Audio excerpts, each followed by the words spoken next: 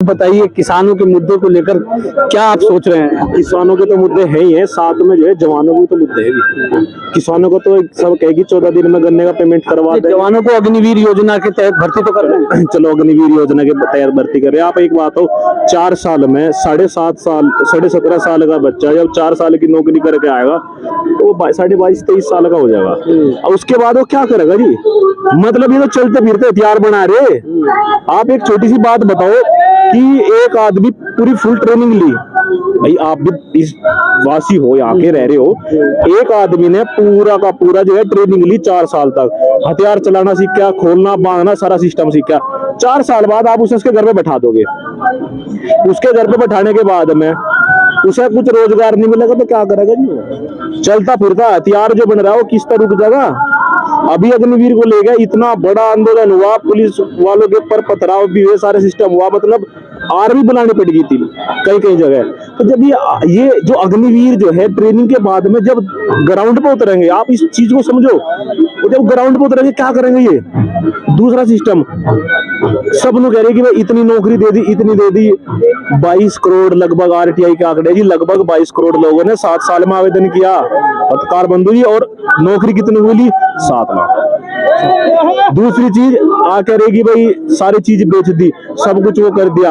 आज मैं आपको एक चीज बता रहा हूँ छोटी सी, अभी रिसेंटली एक मुद्दा।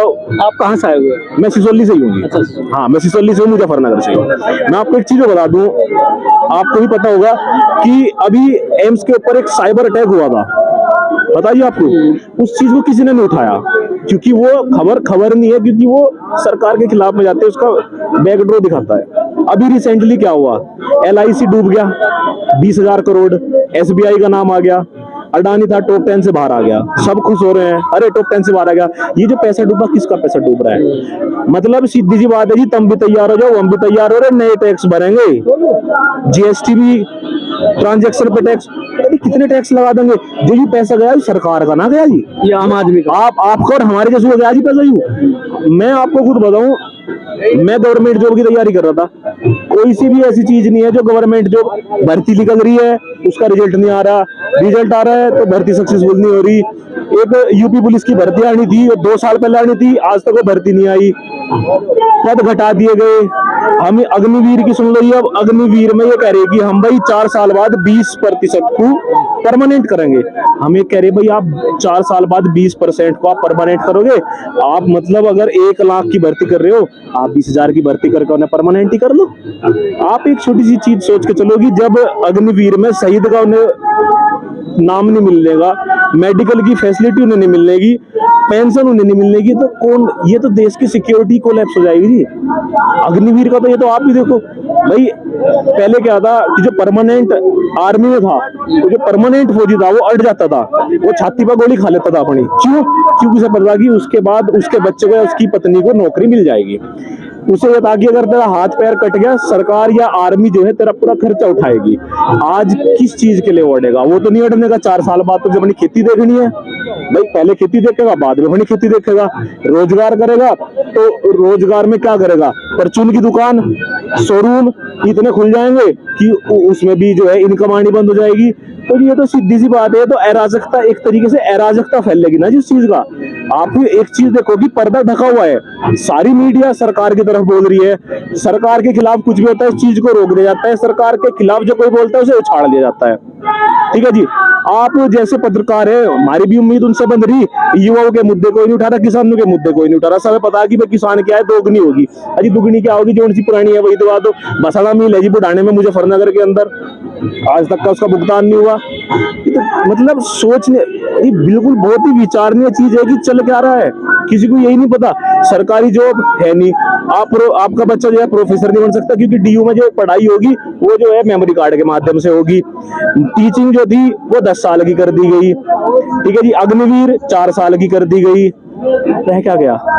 पुलिस की भर्ती नहीं निकाल रही है, क्या करेंगे जी बताओ? आप एक बात हो छोटी सी की करे क्या? युवा क्या करे? युवा बेरोजगार, बिजनेस कर दे, छोटे छोटे जो बिजनेस का था GST लाके छोटे कारोबारी पहले खत्म हो गए।